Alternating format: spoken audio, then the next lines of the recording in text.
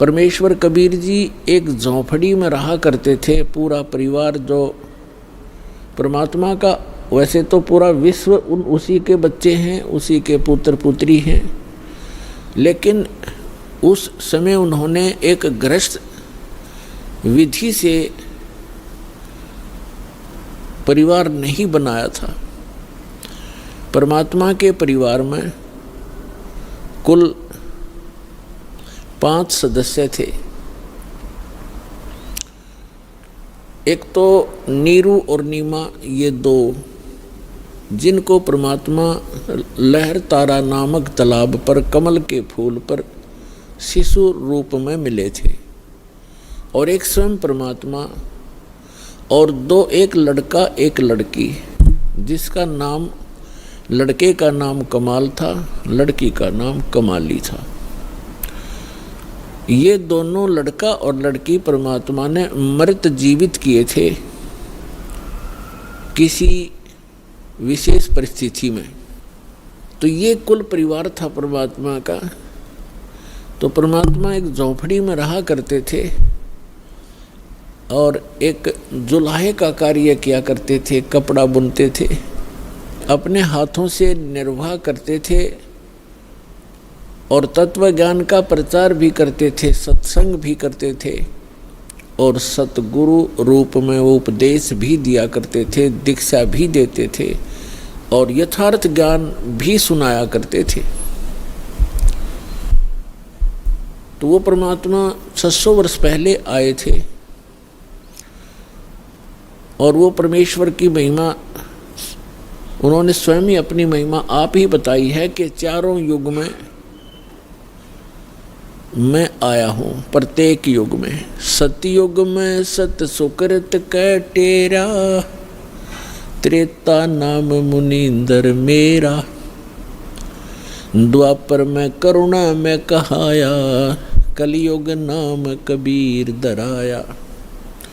परमात्मा कहते हैं चारों युग में मैं आया और जो परमात्मा लीला किया ही करते हैं, अच्छी आत्माओं को मिलते हैं, उनको तत्व ज्ञान से परिचित कराते हैं, फिर अपने सतलोक में ले जाते हैं, वहाँ से फिर वापस छोड़ते हैं अपना साक्षी बना करके। कैसा है भगवान, कहाँ रहता है परमात्मा, कैसे मिलता है वो भगवान। तो ये सब अपनी प्यारी आत्माओं को बताते हैं परमेश्वर और उनको अपने से परिचित कराकर संसार में पुनः छोड़ देते हैं। फिर वो महापुरुष उस परमात्मा की आँखों देखी महिमा सुनाया करते हैं। उनमें से कौन कौन है जिनको दास जानता है, मुझ दास के नॉलेज में कलयुग के अंदर हैं। आदरणीय द्रवदास साहिब जी, आदरणीय मलुकदास साहिब जी, आदरणीय नानक साहिब जी, आदरणीय दादू साहिब जी, आदरणीय गरीबदास साहिब जी गांव छुरानी जिला झज्जर वाले, आदरणीय घीसा दास साहिब जी गांव खेखड़ा जिला मेरठ उत्तर प्रदेश वाले, आदरणीय स्वामी रामानंद जी काशी वाले।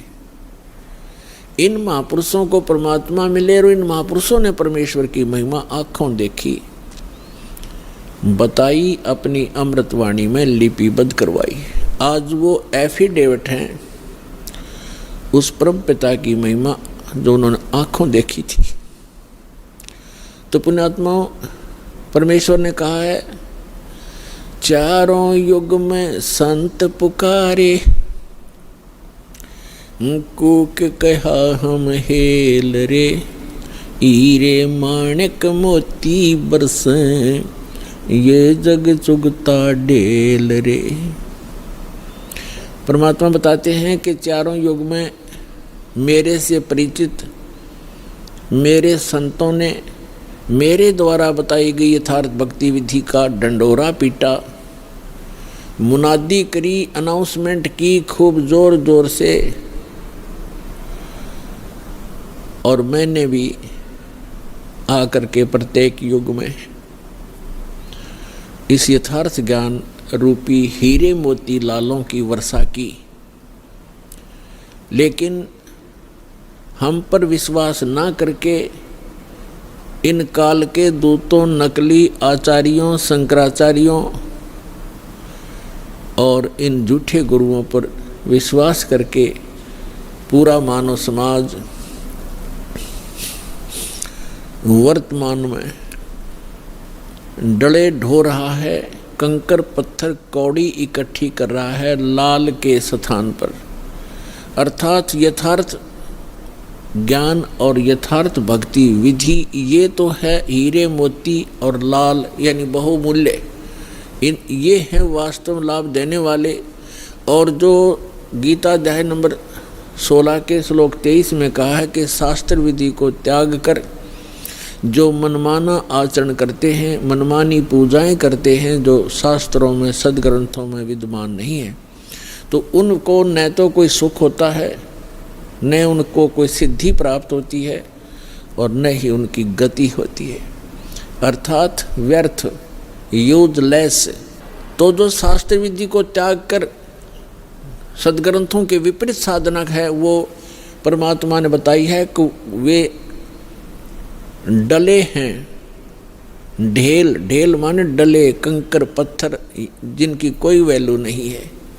चारों युग में संत पुकारे, कूक कहा हम हेल रे, हीरे माणिक मोती बरसे, ये जग चुगता ढेल रे।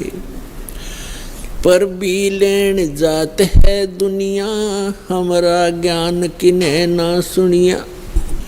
परमात्मा कबीर देव जी, कबीर साहब जी बता रहे हैं कि लोक वेद के आधार से, दंत कथाओं के आधार से शास्त्र विरुद्ध साधना करते हुए ये प्राणी कुंभ के मेले का अनुष्ठान करते हैं और पर भी लेने के लिए जाते हैं वहाँ कल्याणार्थ। उसके लिए भगवान बताते हैं कि जिस तालाब या सरोवर या दरिया में आप स्नान करने जाते हो कोई पर भी निर्धारित करके, आपसे पहले वहाँ उस तालाब में, सरोवर में, उस दरिया में मेंढक, मछली और बहुत से कीड़े मकोड़े पहले से विद्यमान होते हैं, जीव जंतु, और वो तो सदा ही उसके अंदर नहाते हैं, क्या उनका कल्याण हो जाएगा? जिस प्रकार उन मेंढक और मछलियों का कोई कल्याण नहीं हो सकता, इसी प्रकार आपका भी उस पर भी में नहाने से आत्म कल्याण नहीं हो सकता। आत्म कल्याण होगा अपनी सदग्रंथों श्रीमद् भगवद गीता में वर्णित विधि और उसके अनुसार की गई साधना से।